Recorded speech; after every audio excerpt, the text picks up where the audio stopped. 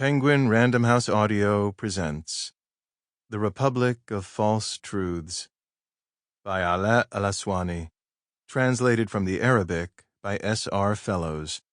Read for you by Peter Ganim. To my wife, Iman Taimur, and to my children, Saif, Mu'taz, May, and Nada. 1. General Ahmad Alwany had no need of an alarm clock. The moment the dawn prayer was called, he'd wake up of his own accord. He'd lie on his back in bed, eyes open, repeating the words of the call in a whisper, then rise and go to the bathroom, where he'd quickly perform his ablutions, comb his black hair, carefully dyed, apart from two thin white streaks of equal length that he left, one on each side, then don his chic tracksuit and set off for the nearby mosque. The head of his security detail had asked him more than once to put up a mosque inside the villa so that he could be more easily protected, but General Alwany refused. He liked to pray alongside everyone else, just like any ordinary person, so he'd cross the street on foot, surrounded by 4 members of his guard, who kept their eyes on the road, weapons poised to fire at any moment. At the door to the mosque, the guards split up, 2 staying outside while the other 2 stood inside, guarding him while he prayed. During those blessed, radiant moments, General Alwany would leave our world for another. A deep and genuine humility would flood over him. His guards and the other worshippers would disappear from before his eyes, and he would cease to think of his job, or his children, or his wife. Placing his shoes under his arm, like any other worshipper, he would walk, head bowed, to a distant corner, perform the 2 prostrations of greeting to the mosque, followed by 2 more in accordance with the Prophet's morning custom, and then continue uttering thanks to God and entreaties for forgiveness until the collective prayer commenced. Despite the pressing requests of the other worshippers, General Alwany always refused to lead them, insisting instead on praying in the back row, head bowed in submission, the tears often gushing from his eyes when the Imam recited in a sweet and melodious voice verses from the Quran. Prayer liberated him, made him feel as though he were a new person. His soul became limpid, his worries drifted away, and a sense of serenity came over him, as though the prayer were a draught of cool water offered him when thirsty in the heat of the day.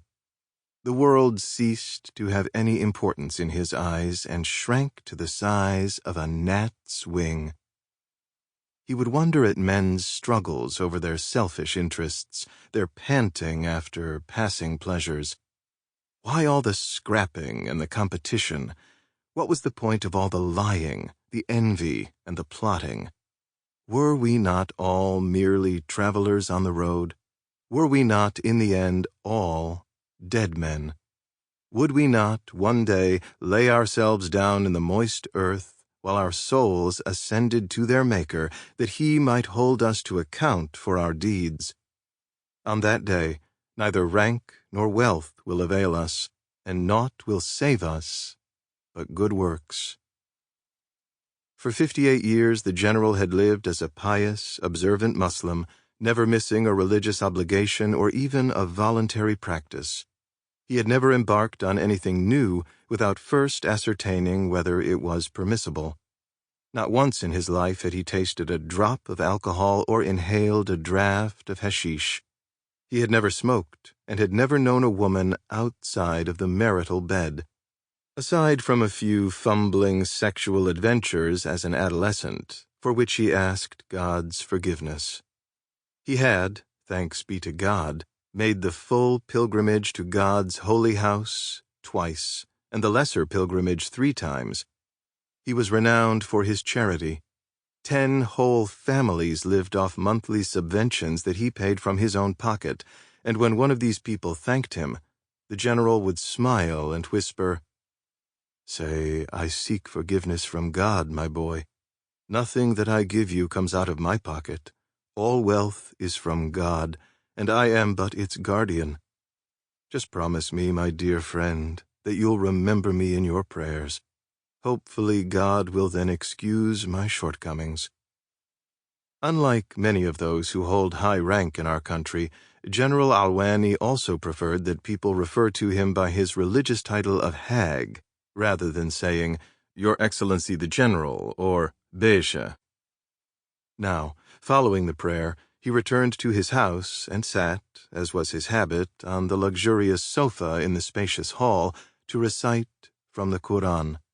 He began with the 2 prayers of refuge and some of the short chapters, then recited a portion from the chapter of the cow, including the part of which the Prophet has said, If anyone recites it in his house during the day, Satan will not enter that house for 3 days. After final praises of God's glory and requests for his forgiveness, General Alwany then took the lift to his suite on the 2nd floor, had a hot shower, put his dressing gown over his naked body, and entered the small kitchen to make his own breakfast. 2 large spoonfuls of top-quality mountain honey, sent to him with unfailing regularity by Yemen's ambassador to Cairo, a few slices of toast spread with a thick layer of the Swiss cheese that he loved, and finally, pancakes, covered with strawberries and melted chocolate and washed down with a giant cup of milky tea, followed by a cup of medium-sweet Turkish coffee. And what did His Excellency do then? There is no call for embarrassment when speaking of matters of which religion approves. General Ahmed Alwany was one of those who feel sexually energized in the morning, a fact attributable to his lengthy labors on the night shift, which had caused him to adopt this matutinal regime. Now, then, he sat on the edge of the bed where Haga Tahani, his wife, lay fast asleep.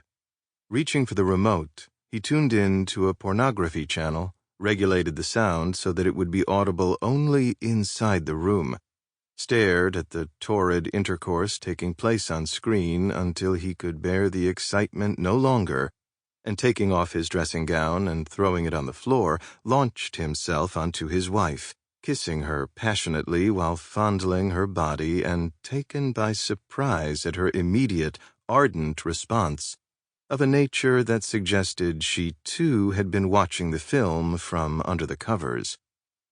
General Alwany's uprightness, his avoidance of all depravities, his military training, the care he took to keep fit, and his healthy diet had all combined to preserve his sexual capacity without the aid of aphrodisiacs, and holding images from the obscene film in his head, he was able to gamble and frisk in the bed like a 40-year-old.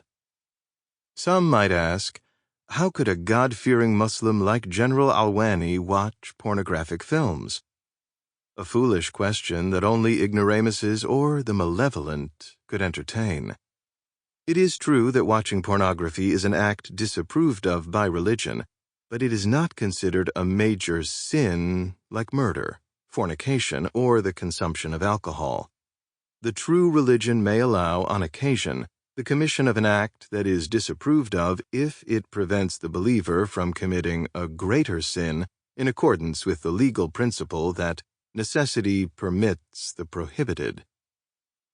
By virtue of his elevated position as head of the apparatus, General Alwany dealt on a daily basis with the most beautiful women in Egypt, many of whom would have loved to have an affair with him so that they could exploit his influence, not to mention that foreign intelligence services frequently thrust beauties into his path, either so as to be able to influence or blackmail him, or to spy on state secrets.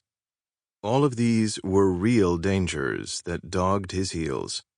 Haga Tahani Tolema, his respected wife, who was over 50, whose face was under attack from wrinkles, and who refused to have cosmetic surgery because it is forbidden by religion, was all he had as he faced the insistent, imperious charms of women.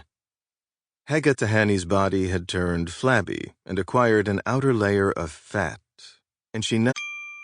Sample complete. Ready to continue?